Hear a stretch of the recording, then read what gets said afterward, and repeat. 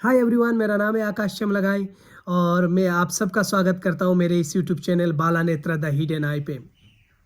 ये मेरी आज पहली वीडियो है और आज के इस वीडियो में हम लोग बात करने वाले हैं बांग्लादेश के बारे में। 1971 में जब बांग्लादेश बना तो उसके बाद बांग्लादेश की पॉलिटिकल हिस्ट्री क्या रही है, बांग्लादेश को क्या क्या नई चीज़ें फेस करनी पड़ी और आज भी क्या क्या चीज़ें फेस कर रहा है, इन सारी चीज़ों पर आज हम लोग बात करने वाले हैं। तो क्योंकि ये मेरी पहली वीडियो है तो अगर कहीं पे कुछ मुझसे अगर गलतियां हो या फिर आपको लगे कि कोई चीज़ मैं मिस कर रहा हूँ जो मैं नहीं बोल रहा हूँ वीडियो के दौरान, तो आप लोग प्लीज़ उसे कमेंट सेक्शन पे ज़रूर बता देना ताकि मुझे मदद मिले कि मैं आने वाली वीडियो को उसी डायरेक्शन पे ताकि मैं लेके जा सकूँ। तो एनीवे, ज़्यादा टाइम वेस्ट ना करते हुए हम लोग अब वीडियो की तरफ आगे बढ़ते हैं। तो एज एन इंडियन जब कभी भी आप बांग्लादेश का नाम सुनते हैं तो आपके दिमाग में भी आता होगा विजय दिवस। जी हाँ, विजय दिवस 16 दिसंबर 1971। ये वो दिन था जब 93,000 पाकिस्तानी आर्मी ने हिंदुस्तानी फ़ौज के सामने घुटने टेक दिए थे और ये हिंदुस्तान के लिए बड़ा गर्व का दिन था क्योंकि ऐसा शायद पहली बार हुआ था सेकेंड वर्ल्ड वार के बाद कि किसी दो कंट्री के वार में इस तादाद में कि आर्मीज़ ने सरेंडर किया हो। और 93,000 आर्मी ने सरेंडर किया था इंडियन आर्मी के सामने और ये एक बहुत बड़ी बात थी और आज के तारीख पे भी ये एक बहुत बड़ी बात है आज तक। तो ऐसे हमारे मेजर कंट्रीब्यूशन से यानी कि इंडिया के मेजर कंट्रीब्यूशन से ईस्ट पाकिस्तान आज़ाद तो हुआ पाकिस्तान से, वेस्ट पाकिस्तान से, और एक नया देश बना जिसका नाम था बांग्लादेश, जिसका नाम है बांग्लादेश। बांग्लादेश के क्रिएशन को अच्छे से समझने के लिए हम लोग थोड़ा सा आगे आके बात करते हैं, मतलब थोड़ा सा आगे आते हैं। लेकिन आज के हमारे इस वीडियो में 1971 के बाद का जो बांग्लादेश है उस पर ज़्यादा फोकस्ड रहेगा। तो इसीलिए उससे पहले की जो ईस्ट पाकिस्तान या बांग्लादेश की जो हिस्ट्री रही है उसके ऊपर हम लोग ज़्यादा बात नहीं करेंगे। तो फिर तो उसके ऊपर हम लोग शॉर्ट पे बात करेंगे। 1948 21 मार्च अंग्रेजी में खिताब करते हुए मोहम्मद अली जिन्ना साहब ढाका में कहते हैं, the state language of Pakistan is going to be Urdu and no other language. So categorically he denies the inclusion of Bengali as a national language, जिससे उसी दौरान जो जलसे आम में जो अवाम खड़े हुए थे उन्होंने एहतजाज शुरू कर दिया था। 1952 में राइट शुरू होते, इसे हम लैंग्वेज राइटिंग के नाम से भी जानते हैं।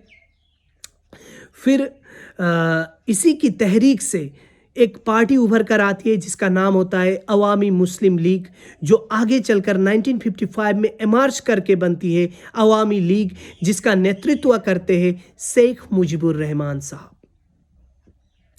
तो बात यह है कि अगर आप देखें ये जो मुस्लिम लीग जो बांग्लादेश की सेपरेशन की वजह बनती है और एक मूवमेंट चलाती है, इसकी बुनियाद अगर कहीं पे है तो वो है कौमी जुबान के मसले से। फिर 1971 में बांग्लादेश आज़ाद होता है और आज़ाद बांग्लादेश के पहले प्राइम मिनिस्टर बनते हैं शेख मुजीबुर रहमान। जी हाँ, ये वही शेख मुजीबुर रहमान है जिनके नेतृत्व पे अवामी लीग ने मूवमेंट चलाया था और बांग्लादेश को बांग्लादेश को सेपरेट होने में उनकी काफ़ी, बांग्लादेश का सेपरेशन में उनकी कंट्रीब्यूशन काफ़ी है। तो वो पहले प्राइम मिनिस्टर बनते हैं। फिर 1972 में बांग्लादेश का कॉन्स्टिट्यूशन बनता है और मुजीबुर की सरकार बांग्लादेश में रूल करने लगती है। तो ऐसा कहा जाता था कि शुरुआती दिनों में कि जो बांग्लादेश की जो गवर्नमेंट है वो इंडिया से ही ऑपरेट हो रही है। बांग्लादेश के कई सारे बड़े लीडर्स कोलकाता में रहकर बांग्लादेश के लिए महत्वपूर्ण और बहुत बड़े बड़े डिसीजंस लिया करते थे। सिक्योरिटी के मामलों में, सिक्योरिटी की वजह से और भी कई सारी चीज़ें ऐसी थी जिसकी वजह से जो बांग्लादेश के बड़े बड़े लीडर हैं वो कलकत्ता में रहते थे। और यहीं से वो लोग बांग्लादेश के लिए डिसीजंस लिया करते थे। तो उन दिनों में बांग्लादेश और इंडिया की दोस्ती काफ़ी अच्छी थी, क्योंकि ज़ाहिरी बात है इंडिया का मेजर कंट्रीब्यूशन रहा है बांग्लादेश की आज़ादी में। तो ये मुजीबुर की मदद से बांग्लादेश यूनाइटेड नेशंस और नॉन अलाइंड मूवमेंट में प्रवेश करता है। 1973 में मुजीबुर गवर्नमेंट एक 5 ईयर प्लान रिलीज करती है, लेकिन 1974 के मार्च के महीने से 1974 के दिसंबर तक बांग्लादेश में एक अकाल आता है, जिसे 20वीं सदी की सबसे घातक अकालों में से एक कहा जाता है।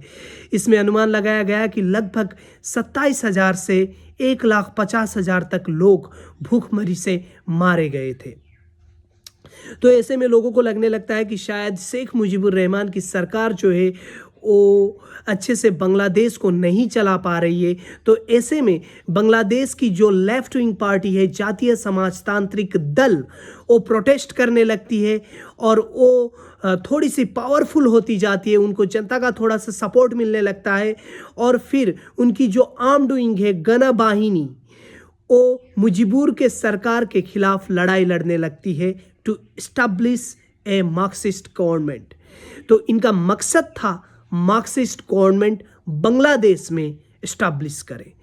तो ऐसे में मुजीबुर रहमान भी इसके काउंटर में एक पैरामिलिट्री फोर्स का गठन करते, जिसका नाम होता है जातीय रक्षी बाहिनी। जी हाँ, जातीय रक्षी बाहिनी। फिर 25 जनवरी 1975 को मुजीबुर डिक्लेयर करते स्टेट ऑफ इमरजेंसी, और उनके जो सपोर्टर है वो एक कॉन्स्टिट्यूशनल अमेंडमेंट लेके आते हैं जो कि बांग्लादेश के सारे ओपोजिशन पॉलिटिकल पार्टीज को बैन करती है। मुजीब इतने में ही नहीं रुकते। मुजीब साहब के समर्थक अवामी लीग को एमालगमेटेड करके एक नई पार्टी बनाते हैं, जिसका नाम होता है बांग्लादेश कृषक श्रमिक अवामी लीग। शॉर्ट में इसे कहे तो BAKSAL, पक्षल। तो गवर्नमेंट फोर्सेस और जातीय रक्षी बाहिनी की मदद से मुजीब ने अपोजिशन पर तो काबू पा लिया था, पर लिबरेशन वार के दौरान जिन सैनिकों ने बांग्लादेश के इंडिपेंडेंस के लिए लड़ाई लड़ी थी, उनके अंदर मुजीब के खिलाफ गुस्सा भर आने लगा था। मुजीब के कुछ ऐसे डिसीजंस थे जो कि केवल मुक्ति बाहिनी के फॉर्मर सोल्जर को ही नहीं, बल्कि आम पब्लिक में भी काफ़ी क्रिटिसिज्म का सामना उन्हें करना पड़ा था, और आम पब्लिक भी काफ़ी नाखुश होने लगी थी मुजीब के कुछ ऐसे फैसलों से। तो फिर होता ये है कि जो बांग्लादेश में जो इंटेलेक्चुअल सोसाइटी है, वहाँ पर मुजीब के ऐसे कुछ कदम को जो लोकतंत्र और नागरिकों के साथ विश्वासघात के रूप में देखने लगे थे, और बांग्लादेश की इंटेलेक्चुअल सोसाइटी में इस तरीके की बातें निकलने लगी थी। तो फिर लोगों के अंदर गुस्सा और ये कई सारी चीज़ें होती है। फिर 1975 के 15 अगस्त के दिन मुजीबुर रहमान का असैसिनेशन होता है, और फिर पावर पे आते हैं जनरल जियाउर रहमान। ऐसे मुजीबुर रहमान का एरा ख़त्म होता है। ऐसा माना जाता था कि जब मुजीबुर रहमान का समय था, तब उस समय जो बांग्लादेश की स्टेट की जो डायरेक्शन है वो सेकुलरिज्म की तरफ चल रही है, क्योंकि एक तो इंडिया के साथ काफ़ी अच्छे संबंध थे, और इंडिया का एक प्रेशर जाहिर सी बात है वो तो रहेगा ही, क्योंकि ऐसा कहा भी जाता है कि जियोपॉलिटिक्स में कोई परमानेंट दोस्त या परमानेंट दुश्मन नहीं होता। तो इंडिया की मदद से अगर बांग्लादेश बना है, तो इंडिया भी चाहेगा कि उनके इंडिया के जो नेशनल इंटरेस्ट हो वो भी देखे जाए, उसके ऊपर बिल्कुल कोई भी कंट्री हो ये जरूर चाहेगा। तो ऐसे में जो बांग्लादेश की जो डायरेक्शन थी, और बांग्लादेश के कॉन्स्टिट्यूशन में कई सारे ऐसे प्रावधान हैं जिसको अगर आप देखोगे तो वो जो डायरेक्शन है वो सेकुलरिज्म की तरफ ही आपको दिखाता है। फिर लेकिन जैसे ही जनरल जियाउर रहमान साहब कमांड संभालने लगते 1976 से 1981 तक। जैसे ही वो आते हैं पावर में तो फिर उन्होंने मुस्लिम आइडेंटिटी को एम्फेसाइज्ड करना शुरू कर दिया था और फिर लोगों को भी ऐसा लगने लगा था और ये एक नैरेटिव बांग्लादेश में चलाया गया था कि जो मुजीब की जो डायरेक्शन थी वो शायद बांग्लादेश के लिए सही नहीं थी और जो जनरल जियाउर रहमान अभी जो नैरेटिव लेके आ रहे हैं इससे बांग्लादेश को मदद मिलेगा आगे बढ़ने में। इस तरीके के नैरेटिव स्टेट चला रही थी कि तो 1976 से फिर 1981 तक जनरल जियाउर रहमान का शासन चलता है। 1978 में जनरल जियाउर रहमान अपने आप को बांग्लादेश का प्रेसिडेंट डिक्लेयर करते। 1 सितंबर 1978 को बांग्लादेश में एक पार्टी उभर कर आती है जिसका नाम होता है बांग्लादेश नेशनल पार्टी, शॉर्ट में इसे कहे तो BNP, जिसके फाउंडर थे जनरल जियाउर रहमान। तो 1981 में जनरल जियाउर रहमान का भी असैसिनेशन होता है by a group of army officer under major general Abdul Manzur. तो उनके मौत के बाद जो BNP की जो लीडरशिप है वो संभालने लगती है जनरल जियाउर रहमान की पत्नी खालिदा जिया और आज भी वही BNP की चेयरपर्सन है और वो अभी बांग्लादेश की लीडर ऑफ ऑपोजिशन है। तो ऐसे फिर जनरल जियाउर रहमान का भी एरा खत्म हो। जियाउर रहमान के असैसिनेशन के बाद हालांकि आशंका ये थी कि शायद बांग्लादेश में फिर से सेना सत्ता पर कब्जा कर लेगी, लेकिन उस समय के सेना प्रमुख लेफ्टिनेंट जनरल हुसैन महमूद इरशाद जो कि वफादार रहे जियाउर रहमान के नागरिक उत्तराधिकारी यानी कि civilian successor justice Abdul Sattar के प्रति, यानी कि अब्दुल सत्तार के प्रति जो जनरल जियाउर रहमान के सिविलियन सक्सेसर थे उनके प्रति वफादार रहे उस समय के सेना प्रमुख लेफ्टिनेंट जनरल हुसैन महमूद इरशाद। और उन्होंने जो मंजूर के द्वारा जो तख्ता पलट का जो प्रयास चला था, मंजूर के नेतृत्व में तख्ता पलट की जो प्रयास थी उसको उन्होंने कुचल दिया।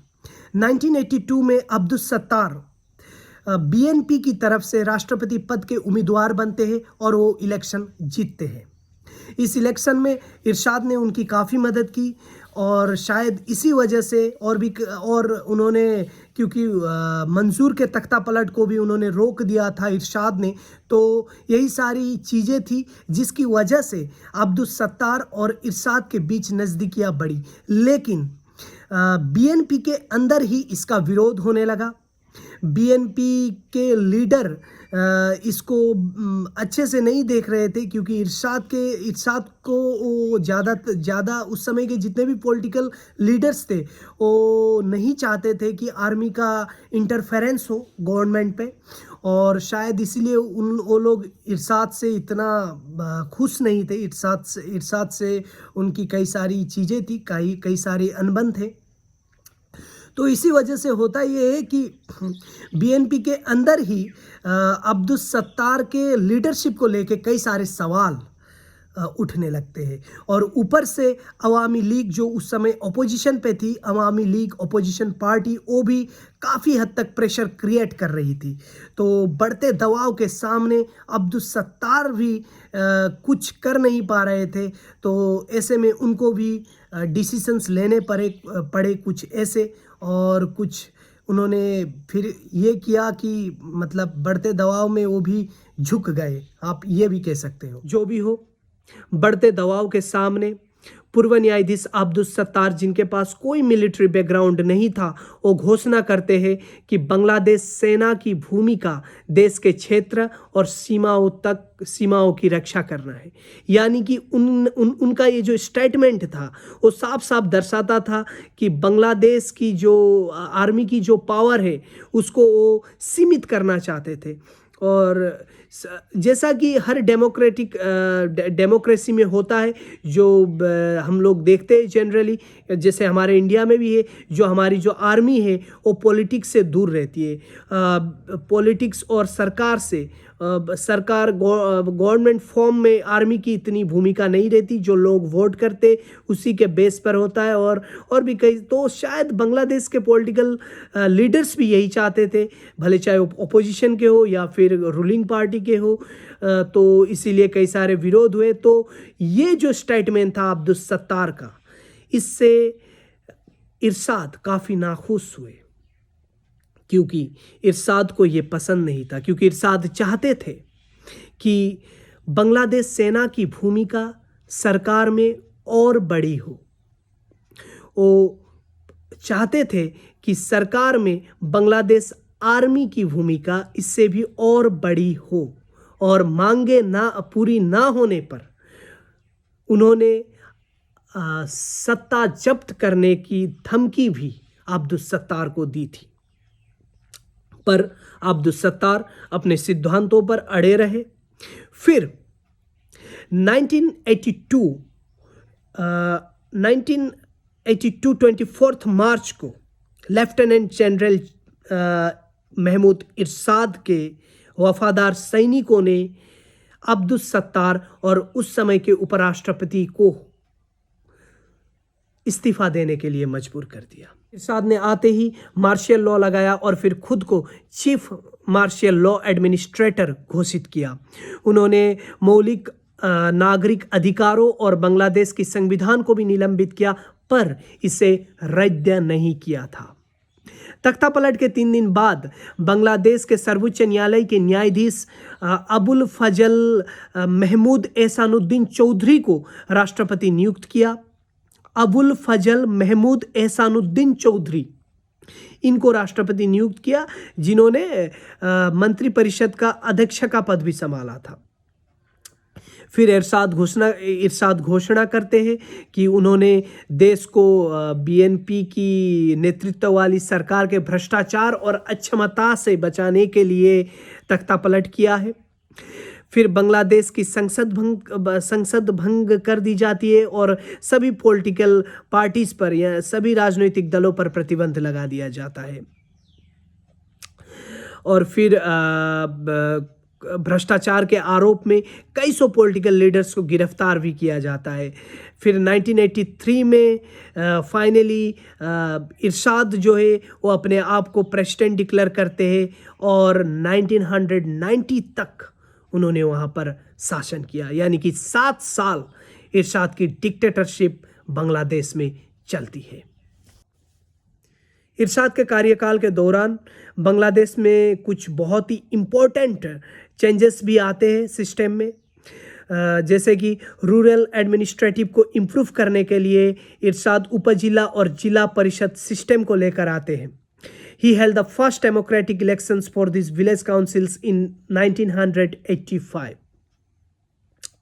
लेकिन 1990 के अंत तक आते आते लगातार प्रोटेस्ट होने लगते हैं।